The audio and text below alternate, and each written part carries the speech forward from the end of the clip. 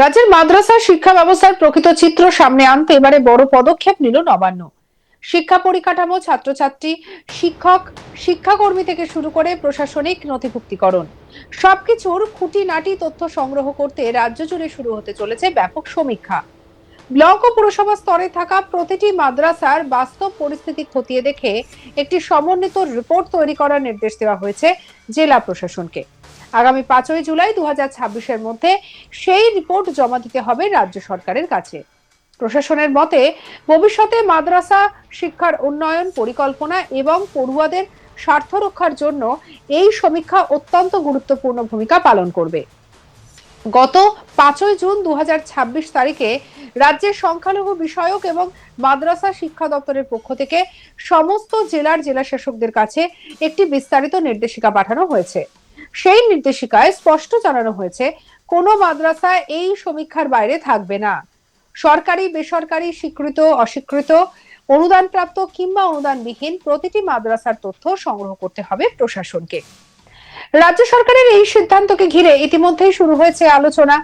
কারণ দীর্ঘদিন ধরে রাজ্যের বিভিন্ন প্রান্তে ছড়িয়ে থাকা মাদ্রাসাগুলির সঠিক সংখ্যা, তাদের পরিকাঠামো, শিক্ষার মান এবং প্রশাসনিক অবস্থান নিয়ে পূর্ণাঙ্গ তথ্য সরকারের কাছে ছিল না। আর এবার সেই ঘাটতি দূর করতে উদ্যোগী হয়েছে নবান্ন। নির্দেশিকায় বলা হয়েছে, প্রতিটি মাদ্রাসার ভৌগোলিক অবস্থান, প্রতিষ্ঠার সাল, সরকারি নথিভুক্তিকরণের অবস্থা এবং কোন সংস্থার মাধ্যমে নথিভুক্ত হয়েছে সেই সমস্ত তথ্য বিস্তারিতভাবে সংগ্রহ করতে হবে। পাশাপাশি সেখানে কতজন ছাত্রছাত্রী পড়াশোনা করছে, কতজন শিক্ষক এবং শিক্ষাকর্মী কর্মরত আছেন, সেই সব তথ্য রিপোর্টে অন্তর্ভুক্ত করতে হবে।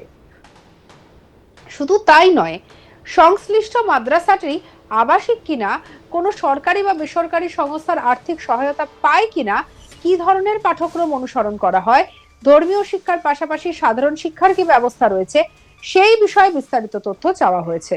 অর্থাৎ একটি শিক্ষা প্রতিষ্ঠানের সামগ্রিক চরিত্র এবং কার্যপ্রণালীর পূর্ণাঙ্গ ছবি তুলে ধরাই এই সমীক্ষার মূল উদ্দেশ্য। প্রশাসনিক সূত্রে জানা গিয়েছে, প্রতিটি ব্লক প্রশাসন এবং পুরসভাকে এই কাজে সক্রিয়ভাবে যুক্ত করা হবে। স্থানীয় স্তরে তথ্য সংগ্রহের পর তা জেলা প্রশাসনের মাধ্যমে একত্রিত করে রাজ্যের কাছে পাঠানো হবে। ফলে প্রতিবারের মতো রাজ্যের প্রতিটি মাদ্রাসার একটি বিস্তারিত ডেটাবেস তৈরি হতে চলেছে। সংখ্যালঘু বিষয়ক এবং মাদ্রাসা শিক্ষা দপ্তরের প্রকাশিত বিজ্ঞপ্তিতে বলা হয়েছে, ভবিষ্যতে মাদ্রাসা শিক্ষার উন্নয়নমূলক পরিকল্পনা গ্রহণ, প্রয়োজনীয় অবকাঠামোগত সহায়তা প্রদান এবং পড়ুয়াদের কল্যাণে নতুন প্রকল্প চালু করার ক্ষেত্রে এই তথ্য অত্যন্ত সহায়ক হবে। একই সঙ্গে শিক্ষা প্রতিষ্ঠানগুলির রক্ষণাবেক্ষণ এবং মানোন্নয়নও এই রিপোর্টে গুরুত্বপূর্ণ ভূমিকা পালন করবে। তবে এই সমীক্ষার আরেকটি গুরুত্বপূর্ণ দিকও সামনে আসছে। প্রশাসনের বক্তব্য, রাজ্যের বিভিন্ন মাদ্রাসায় কোথাও কোনো ধরনের অনিয়ম, প্রশাসনিক অসঙ্গতি বা বেআইনি কার্যকলাপ চলছে কিনা সেই বিষয়েও একটি স্পষ্ট ধারণা পাওয়া যাবে এই রিপোর্টের মাধ্যমে। যদিও কোথাও কোনো বেনিয়ম যদি ধরা পড়ে, তাহলে আইন অনুযায়ী প্রয়োজনীয় ব্যবস্থা গ্রহণ করা হবে বলেও জানানো হয়েছে। তবে এ বিষয়ে রাজ্য সরকার স্পষ্ট বার্তা দিয়েছে, সমীক্ষার তথ্যের ভিত্তিতে কোনো মাদ্রাসা বন্ধ করে দেওয়া যাবে কিনা কিংবা সেখানে অধ্যয়নরত ছাত্রছাত্রীদের বিরুদ্ধে কঠোর ব্যবস্থা নেওয়া, পদক্ষেপ নেওয়া হবে না। শিক্ষাবর্ষের স্বাভাবিক পঠন পাঠনও কোনোভাবেই ব্যাহত হবে না। বর্তমানে যেমন ভাবে শিক্ষার কার্যক্রম চলছে, ভবিষ্যতেও তা একইভাবে চলবে বলে আশ্বস্ত করেছে প্রশাসন।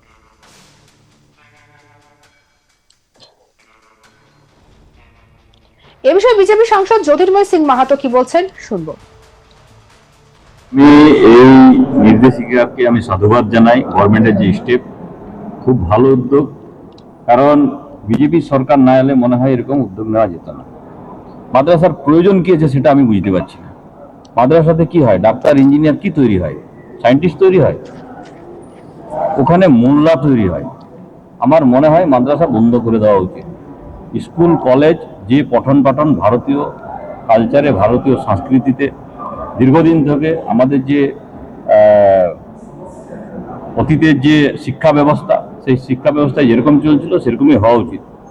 এটার আমার মনে হয় না প্রয়োজন আছে। তবু বাকিটা রাজ্য সরকারের বিষয়, রাজ্য সরকার দেখবে। তবে যে তদন্ত করাচ্ছে সেটা হওয়া উচিত এবং দ্রুত গতিতে হওয়া উচিত। আপনি কি মনে করেন যে এক্সট্রিমিস্ট গ্রুপ সেখান থেকেই ফ্লারিশ করে, তাদেরকে তৈরি করা হয় সেখানে? দেখুন সেটা তো ইনভেস্টিগেশন চলছে, তবে অধিকাংশ যতজন ধরা পড়ে বিভিন্ন জায়গায় তার মূল খুঁটিটা ওখানেই পাওয়া যায়। সেই জন্য কি আছে ওখানে যারা পঠন পাঠন করে কি করে, আমি এখনই একটা ভিডিও দেখছিলাম, ভারত মাতা কি জয় বলতে বলছে বাচ্চাটাকে, সে বলতে চাই না, বলে এটা বলবো না, বন্দে মাতরম বলতে বললে সেটা বলবো না, তাহলে কি শিক্ষা দেওয়া হয় ওখানে?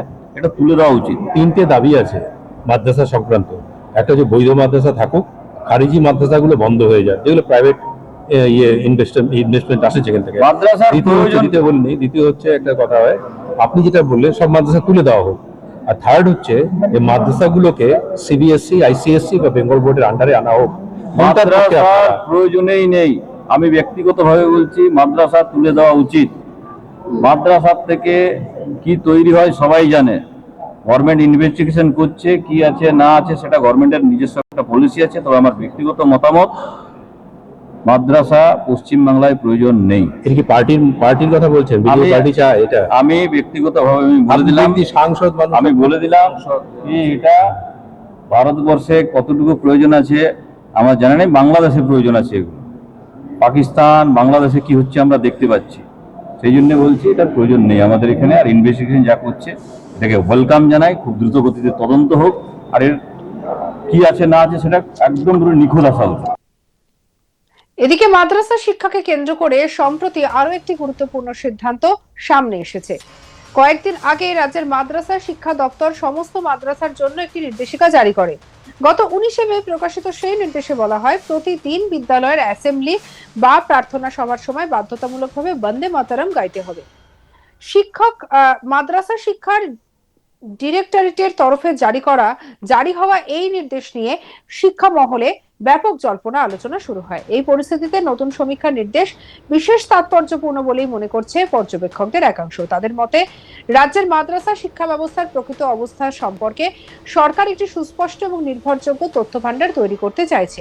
এর ফলে কোথায় কি ধরনের সমস্যা, কোন এলাকার পরিকাঠামোগত উন্নয়ন প্রয়োজন, কোথায় শিক্ষক সংকট রয়েছে, সমস্ত কিছু নিয়ম মেনে চলছে কিনা সেইগুলো সহজেই চিহ্নিত করা যাবে।